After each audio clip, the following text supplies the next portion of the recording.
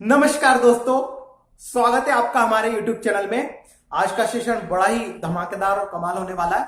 तो चलिए दोस्तों, बढ़ते हैं आज अपने पॉइंट की ओर। दोस्तों, मध्य प्रदेश का गठन को हम पढ़ रहे हैं, जिसे हम पॉइंटों के माध्यम से समझने का प्रयास कर रहे हैं। कल हमने मध्य प्रदेश के गठन के बारे में कुछ बेसिक जानकारी पढ़ी थी।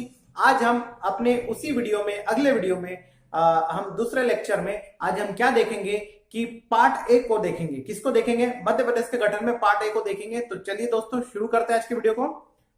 मध्य प्रदेश का गठन, सबसे पहले मध्य प्रदेश सन 1947 से 31 अक्टूबर 1956 तक की अवधि में मध्य प्रदेश में क्या क्या हुआ उसे पढ़ेंगे।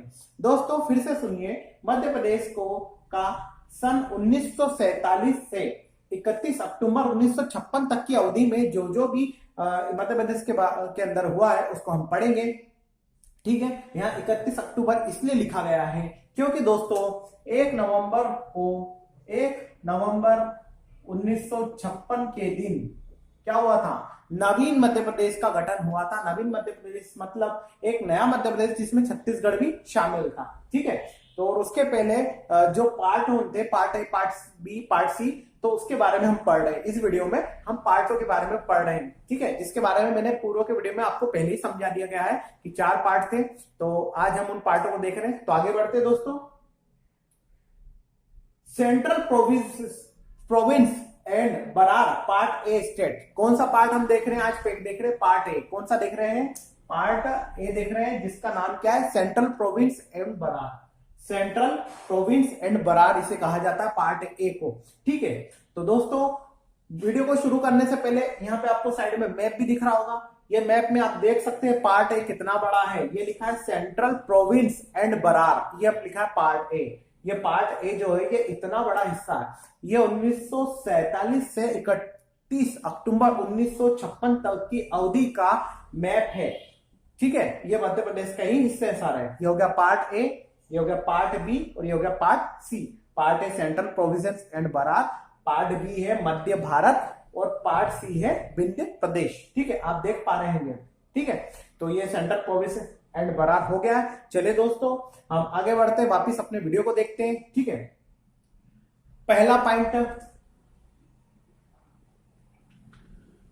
सेंट्रल प्रोविंस जिसे हम मध्य प्रांत भी कहते हैं हिंदी में। सेंट्रल प्रोविंस जिसे हम मध्य प्रांत भी कहते हैं की स्थापना 2 नवंबर 1861 में की गई। इसकी स्थापना 2 नवंबर 1861 को किसकी की गई? सेंट्रल प्रोविंस जिसे हम बरार भी, सेंट्रल प्रोविंस मतलब हिंदी में बोले तो मध्य प्रांत की स्थापना 2 नवंबर 1861 में की गई।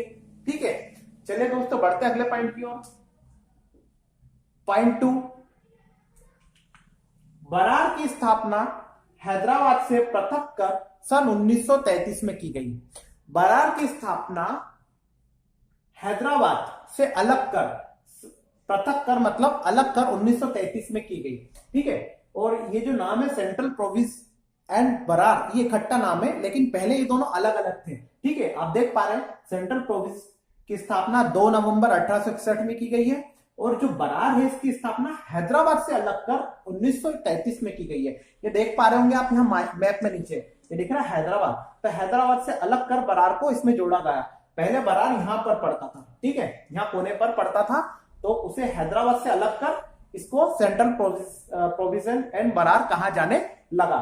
देख पा रहे होंगे हैदराबाद, यहाँ पर बंबई भी है। ठीक है, और मध्य भारत पार्ट बी के पास में राजस्थान है, आरजे। इधर विंध्य प्रदेश पार्ट सी के ऊपर उत्तर प्रदेश बैठा हुआ है। इधर साइड में बिहार है, उसके नीचे उड़ीसा है। ठीक है, तो यह मैप है। चलिए दोस्तों, तो सेंट्रल प्रोविजन एंड बरार क्यों कहते हैं तो उसके बारे में बता दिया। सेंट्रल प्रोविजन की स्थापना और बरार की स्थापना बता दी। आगे बढ़ते अगले पॉइंट की ओर। पॉइंट 3, सेंट्रल प्रोविंस एवं बरार के अंदर अब क्या क्या शामिल था उसको पढ़ेंगे। ठीक है, तो सेंट्रल प्रोविंस एंड बरार में विदर्भ क्षेत्र के अंतर्गत महाराष्ट्र के सीमावर्ती जिले थे। कौन से क्षेत्र? विदर्भ क्षेत्र के अंतर्गत महाराष्ट्र के सीमावर्ती जिले थे। ये हैदराबाद देख रहे हैं, इसके नीचे थोड़ा सा यहां पर ही महाराष्ट्र था। तो विदर्भ क्षेत्र के अंतर्गत किसके जिले थे?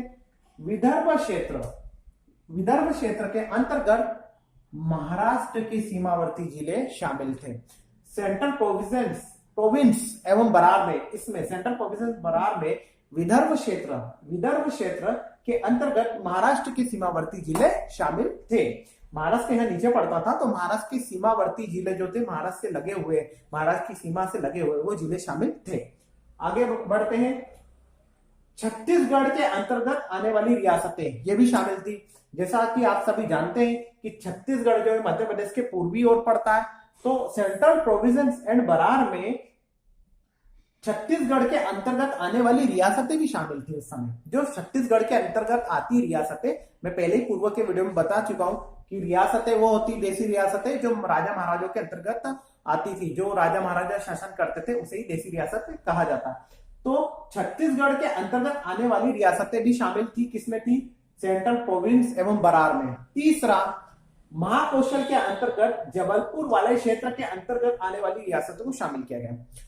तीसरा है महाकौशल के अंतर्गत, महाकौशल प्रांत के अंतर्गत जबलपुर वाले क्षेत्र के अंतर्गत आने वाली रियासतों को शामिल किया गया। मतलब महाकौशल में किसको शामिल किया गया? जबलपुर के अंतर्गत आने वाली रियासतों को शामिल किया गया। जबलपुर क्षेत्र में जितनी रियासतें थी उनको शामिल किया गया। फिर से एक बार सुन लीजिए। सेंट्रल प्रोविंस एवं बरार में तीन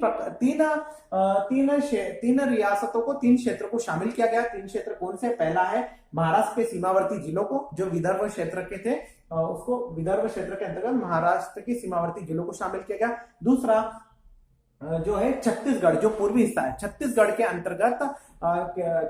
अंतर्गत आने वाली रियासतों को इसमें शामिल किया गया सेंट्रल प्रोविंस एवं बरार में। और तीसरा है महाकौशल के अंतर्गत जबलपुर, जो है जबलपुर में के अंतर्गत आने वाली रियासत को शामिल किया गया। किसमें किया गया? महाकौशल के अंतर्गत। चलिए दोस्तों बढ़ते हैं अगले पॉइंट की ओर। पॉइंट 4, सेंट्रल प्रोविंस एवं बरार में कुल 15 रियासतें शामिल थी। दोस्तों कितनी महत्वपूर्ण बात है कि सेंट्रल प्रोविंस एवं बरार में कुल 15 रियासतें शामिल थी उस समय। कितनी रियासतें शामिल थी? 15 रियासतें शामिल थी। अब 15 रियासतों में कौन कौन सी महत्वपूर्ण रियासतें हैं तो उनको भी देख लेते हैं। तो आगे बढ़ते हैं अगले पॉइंट की ओर। पॉइंट 5, पांचवा पॉइंट, प्रमुख रियासतें कौन सी है? पहली है मकड़ाई हरदा विदर्भ, नागपुर, और महाकौशल की जबलपुर। ठीक है, मकड़ाई हरदा। दूसरा है विदर्भ, प्रमुख रियासत नागपुर, और महाकौशल के अंतर्गत जबलपुर। ठीक है दोस्तों, चलिए बढ़ते हैं अगले पॉइंट की ओर। ये 3 प्रमुख रियासतें, कितनी है? 3 रियासतें प्रमुख, याद रखना है ना। चलो बढ़ते हैं अगले पॉइंट की ओर। पॉइंट 6, सेंट्रल प्रोविंस एवं बरार पार्ट ए की राजधानी नागपुर रखी गई। दोस्तों सेंट्रल प्रोविंस एवं बरार की पार्ट ए की राजधानी क्या रखी गई है? दोस्तों पार्ट ए की राजधानी नागपुर रखी गई है। इसे पार्ट ए कहा जाता है। सेंट्रल प्रोविंस एवं बरार को पार्ट ए कहा जाता है, और इसकी राजधानी क्या रखी गई है? नागपुर रखी गई है। ठीक है, चलिए दोस्तों बढ़ते हैं अगले पॉइंट की ओर। ये जो नागपुर है पूछा जा चुका है पहले भी एग्जामों में। तो अगला पॉइंट है पॉइंट 7, पार्ट ए के पहले राज प्रमुख कौन थे? पंडित रविशंकर शुक्ल पहले राज प्रमुख से आशा है हम इन्हें मुख्यमंत्री भी कह सकते हैं। तो राज्य प्रमुख पहले कौन थे? पंडित रविशंकर शुक्ल। किसके? पार्ट ए का नाम क्या है? सेंट्रल प्रोविंस एवं बरार के पहले राज प्रमुख कौन थे? पंडित रविशंकर शुक्ल। आगे बढ़ते हैं दोस्तों अगले पॉइंट की ओर।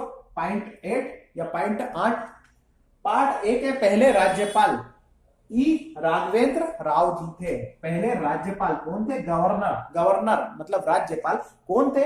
ई राघवेंद्र राव जी थे। तो दोस्तों आज हमने पार्ट ए पूरा कंप्लीट कर लिया। ये इसका मैंने मैप भी बना दिया। ये सेंट्रल प्रोविंस पार्ट ए है। अब बचे पार्ट बी और पार्ट सी। ये हमारे आने वाले वीडियो की सीरीज में आप देख पाएंगे। दोस्तों अगर आज का वीडियो आपको अच्छा लगे तो प्लीज हमारे वीडियो को लाइक और शेयर जरूर करिए, और दोस्तों हमारा चैनल नया है इसे सब्सक्राइब जरूर कर दीजिए। तो दोस्तों कल फिर मिलते हैं नए वीडियो में। इस वीडियो को अंत तक देखने के लिए आपका बहुत बहुत धन्यवाद।